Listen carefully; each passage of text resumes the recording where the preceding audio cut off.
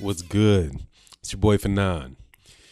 In this one, I'm going to talk about the middleweight division and the drama going on between Canelo Alvarez, Gennady Golovkin with his and with Canelo Alvarez is a temporary suspension by the Nevada State Athletic Commission leading into the rematch with Gennady Golovkin. Also, talk about the impact of that with Jermall Charlo.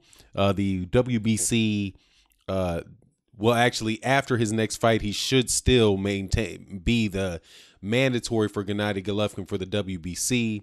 Some things that Eddie Hearn talked about, which I thought was very funny, and I think he might have told on himself. But before I go into that, I'm going to do a live stream later today, talk about this as well as the fight last night and a video I did earlier today about Deontay Wilder and the thoughts that myself and several other people had about him going to the UK and facing to cover Anthony Joshua Joseph Parker fight and what that might actually mean for him as it relates to Dillian White. But the best way to do that, to attend the live stream, is to subscribe and hit the bell icon, and that way you can be notified of when they happen. And because we don't really do it, I don't do it on a specific time. So with that said, subscribe, hit the bell icon so you can participate in the real time boxing discussions that we have on the channel. So as we all know, there's a few months ago, let me go back in here and cover something that I thought that was real interesting. Before this test came out, as a lot of people will recall, Abel Sanchez, who is the trainer and oftentimes mouthpiece for Gennady Golovkin, was talking about Canelo Alvarez's fight style and how African American fighters don't sell because that fight style is boring and it's not what fans want to see. So, and that was before this positive test. That was the biggest, most controversial issue around this fight between Gennady Golovkin and Canelo Alvarez, was the comments that Abel Sanchez had made about black fighters and their style being boring and not selling, right? So fast forward to this situation with Gennady Golovkin and Canelo Alvarez. As you know, Canelo Alvarez tested positive 2 times for what was called trace amounts of Clenbuterol, which they associated with, they being Canelo Alvarez's team, the WBC and the WBA, associated with tainted meat, or said was consistent with tainted meat from meat in Mexico. And Mexico, there's certain, and it's a documented phenomenon where some farmers will inject Clenbuterol into to the cows in order to make them gain lean muscle mass, which means, you can have more muscle. That's the meat that you eat. And so therefore, when you're eating the muscle from the cow, you can get trace amounts of that in your system. So that's what they claimed was the situation. Now, Gennady Golovkin went off and said he didn't believe it. He didn't believe the meat. He thought that this was a case of Canelo Alvarez cheating. He said that he had suspected that Canelo Alvarez had cheated in the first fight, and but he was still going to take the fight. He was still going to take the fight if it wasn't suspended or whatever. But he went all through that.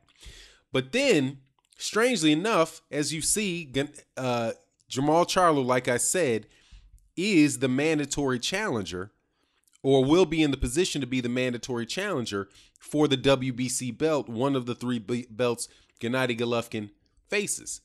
Now, you would think from Abel Sanchez's, the earlier statements that Abel Sanchez made, that would mean that Gennady Golovkin would be looking for somebody with an exciting, fan-friendly style, somebody that's going to bring the fight to you, not somebody that's going to be slipping and moving and what they say, running around the ring, all of that stuff. But who does? So of course that would be Jermall Charlo, right? Or at the least Danny Jacobs, right? Those guys, hey, they bring the fight right to you. But what does Abel Sanchez?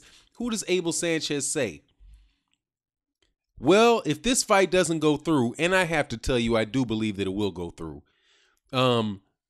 We want Billy Joe Saunders.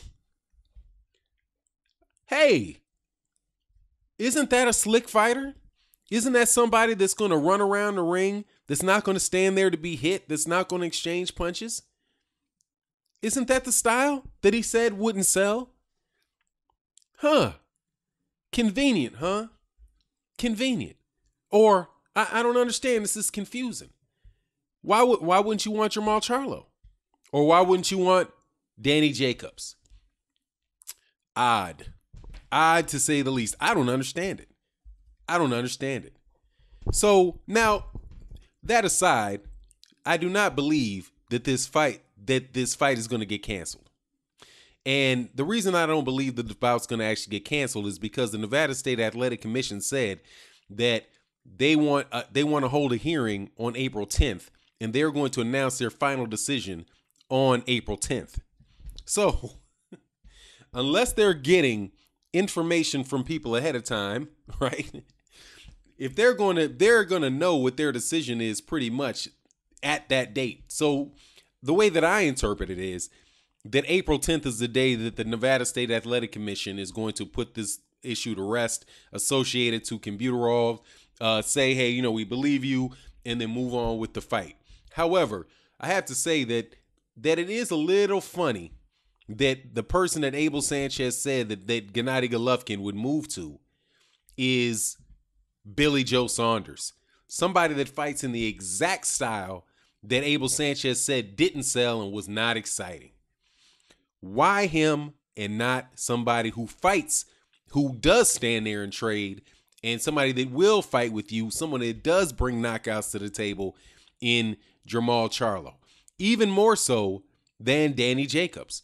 Because Daniel Jacobs is a very solid fighter, and hey, man, even that, you could have got a rematch with Daniel Jacobs. But hey, man, it is what it is. But the thing that made me think about this, and somewhere else I want to go, and on this video, I'm going to go a couple different places. I hope you guys forgive me, man. But Eddie Hearn said something about this fight that I thought was very, very interesting. I'm going to read the article to you, and at the end, his quotes, I think, are very interesting. And he also said one other thing that was in this article. In the opinion of veteran promoter Eddie Hearn, the recent suspension of Saul Canelo Alvarez is a big blow to their upcoming rematch with IBF, IBO, WBA, WBC middleweight champion Gennady Golovkin. Canelo is scheduled to face Golovkin for a second time on May 5th in the main event of an HBO pay-per-view from T-Mobile Arena in Las Vegas. But this past Friday, Canelo was temporarily suspended by the Nevada State Athletic Commission because the boxer tested positive for the banned substance Computerol in 2 separate drug tests that were conducted in the month of February. Canelo has now been summoned to a hearing with the Nevada Commission on April 10th in Vegas, where the Nevada State Athletic Commission will make a final determination regarding his suspension and his ability to fight on May 5th. Canelo will have to appear in person or make himself available to talk via phone. Hearn, as a promoter, views this occurrence as a big blow to the promotion. My thoughts are that it is not a very good for the fight. Now you've got a hearing on April the 10th, just over 3 weeks before the fight. So what about the people who have paid for their travel? What about the people who've paid for their hotels? What about the broadcasters who are building support programming like HBO and the 24/7s? Hearn explained to BoxingScene.com. No one really knows what will happen unless you get heads up from the commission. We're wrapping his knuckles, but the fight will go ahead. And that may be the case, by the way. It sounds like everything is up in the air, and it sounds like Mr. Loeffler and Mr. Golovkin are planning something else or getting ready to. I still hope that it happens. I would like to see the fight. I do not know if it's right for the fight to happen, but boxing and ethics don't always mix. Yeah, got that right, Eddie. Uh, on Tuesday, Golovkin accused Canelo of being a longtime user of performance-enhancing drugs, and he also rejected the explanation of Canelo's positive tests were a direct result of eating contaminated meat from Mexico. Where does Hearn stand on the matter? I keep saying, if he was unlucky and he ate something that affected his sample, then yes, 100% he should fight. And if he was cheating, then no, at 100%. What do I believe? If you put a gun to my head and said, what was he doing? I would say he's cheating. But I can't tell you that systematically. I can't tell you that 100%.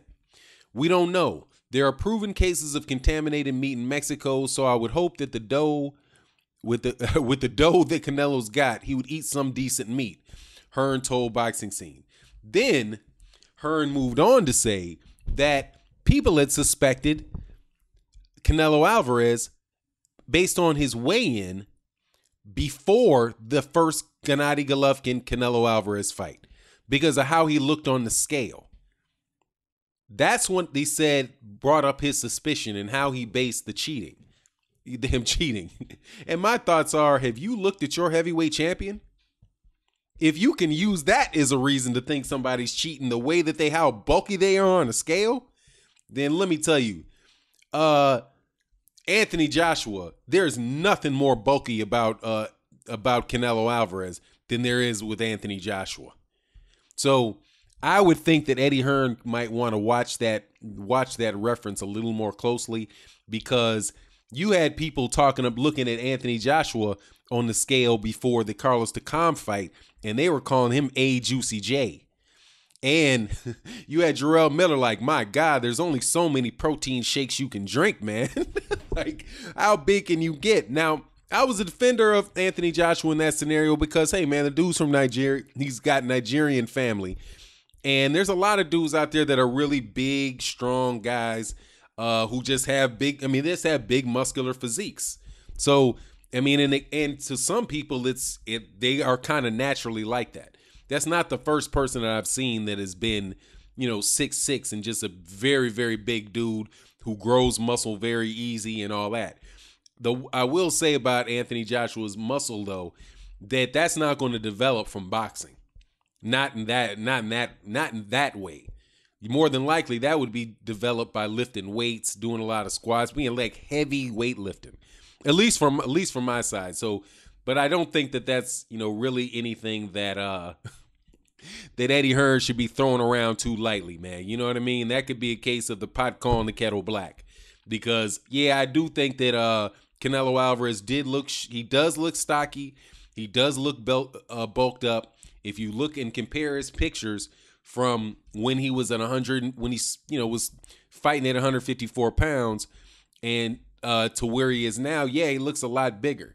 He also was, 22, 23 years old at the time. So, muscle can build that way. My take on it is that just like I would say with Anthony Joshua, but until you test positive, in which he did, then then you just can't accuse people of saying, thinking that they are just because of the way that they look on the scale. You know what I mean? I think you actually do have to test positive. And even with this situation with Canelo Alvarez, if it winds up being that Canelo Alvarez, they can show up with the receipts, they can document, and you believe that they have a real investigation of what's going on, and they determine that, that they found where the meat was.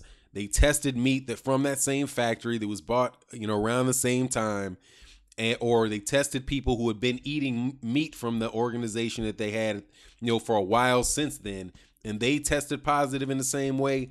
Then you can make an argument for them, but you got to give Canelo Alvarez a slap on the wrist, right? Or you got to suspend it and hold up the fight, and that comes from everybody involved, not just the WBA and the WBC, but also the Nevada State Athletic Commission and HBO. If HBO would televise fights where they know the people that are competing in them on performance-enhancing drugs or have a reason to believe that, then there is an ethical issue there. Number one, you're encouraging people, just blatant out encouraging people to do it. And it's not as if there's not record of at least one guy on HBO, Jim Lampley, defending the use of performance enhancing drugs and comparing it to, God, what did he say?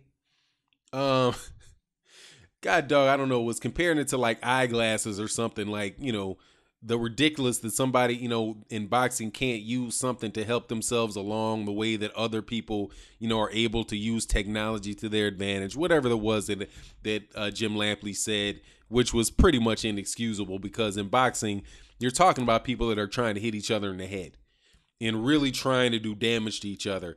And when you juice yourself up and you've got, when you're juiced or geared up the way that Johnny Nelson, not Peter Nelson, and I still owe an apology for that. I did take that video down, but I will in this one make a direct apology for that one. I just misread the name. I don't know what was on, but Johnny Nelson from Sky Sports and the boxer from the UK said, if he's geared up like that, then that's life threatening stuff, man. And honestly, you shouldn't play. You should not play with that. So, it is what it is. We'll see what's going to happen in this middleweight division. As far as, the fight, I still think is going to go through. I would be amazed if it was canceled.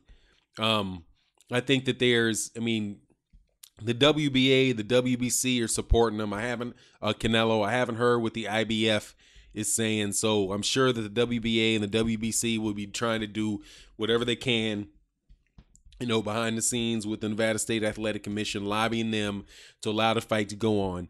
There's a lot of money in it for the Nevada State economy. But to their defense, it's not the only time that they can make money on big fights. So they do have, the Nevada State Athletic Commission does have an interest in making sure that they appear as if they're being above the board and taking this matter seriously and being beyond reproach in the way that they handle it. But again, I do expect this fight to go on, and for the variety of reasons that I said. Now, if it does not go though, then the question is going to be on Gennady Golovkin and whether or not who Gennady Golovkin would fight next. And personally, I believe that person should be Jermall Charlo. And I know that Jermall Charlo was out there clowning this morning. I saw the video where Jermall Charlo was clowning Adrian Bronner. He's clowning Gervonta Davis. Honestly, to me, all that stuff is a lot of fun and jokes. I remember when there was a Danny Jacobs, the Danny Jacobs was supposed to have pulled up on Jermall Charlo, which isn't quite exactly true. I mean, it's not quite true, because Jermall Charlo said to him, why don't you drop your next fight? I'll drop my next fight. Then you and I can get in the ring. And it was Danny Jacobs that said, man, I'm moved over here. I'm trying to make them millions. So, if Danny Jacobs walks up on somebody and talks, but then at the end of the day says he doesn't want the fight because he's waiting on millions, and that has to be the winner. That either has to be Canelo Alvarez or Gennady Golovkin that he's looking for. Then, whatever with all that posturing and stuff. Where Jermall Charlo's the one saying that he'd be willing to fight Danny Jacobs. But as far as what either one of these guys that win this WBC belt need to do, they need to fight Jermall Charlo. And I still find it just massively ironic that the one person that when Eddie Hearn is saying that he hears that Mr. Loeffler and Mr. Golovkin are making plans just in case this thing doesn't go, that the person that they're looking for is Billy Joe Saunders, who fights in the exact style that Abel Sanchez said didn't sell. Could it be that Abel Sanchez, in saying that, really was just trying to crap on Canelo Alvarez and try to bait him into not fighting that style, not being difficult to hit, standing in there and trading and doing stuff that would make the fight a little bit easier on Gennady Golovkin? I mean, if if they wind up going with Billy Joe Saunders, even if they go with Billy Joe Saunders, if they win the fight and go with Billy Joe Saunders next, it's the same thing. It's that, you know, you're willing to say whatever you got to say to get the easiest pass you can for your fighter. Because Jermall Charlo has not tested positive. He just got a lot of evil in his soul. Man, that's the meanest dude in boxing, man. But anyway, with that, I'm out. Peace.